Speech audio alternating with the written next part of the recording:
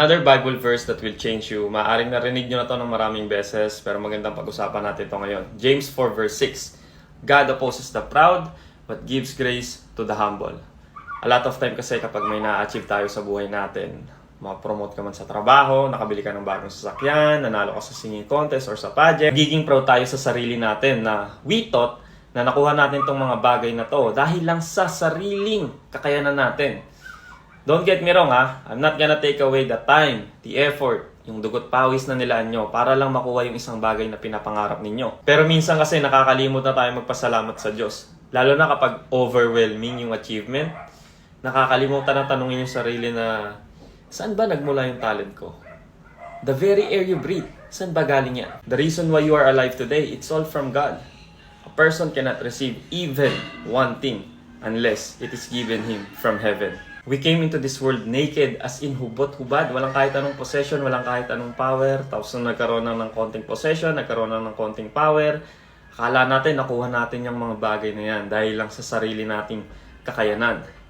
I used to be like this before, na kapag may na-achieve ako, lagi ko sinasabi, ang galing-galing ko. Tapos minsan nakakalimutan ko man lang magpasalamat, hindi ko na binibigay yung papuri sa Kanya, yung glory sa Kanya. God said, apart from Him, we can do nothing.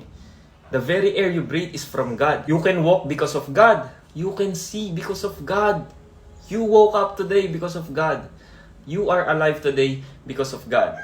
That's why every single day dapat pasalamatan natin siya. Because we cannot do even one thing kung hindi dahil sa Kanya. Kahit itong pagblink ng mata ko, hindi ko kayang gawin to kung hindi niya papahintulutan. At nakakatulong sa akin yan to remind myself every day to humble myself. Kasi ano lang ba ako, isa lang akong alabok. I'm just a dirt, a dust. Nakakapagsalita ako ngayon, nakakapaglakad ako ngayon, na-experience ko yung ganda ng buhay, the gift of life. Bakit? Dahil pinahintulutan ng Diyos yan. Kaya every time you feel proud kapag may na-achieve kang isang bagay, always remind yourself na yung hanging hinihinga mo ay galing sa Diyos. Kahit yung paglalakad mo ay hindi mo kaya yan. Biyaya yan ng Diyos.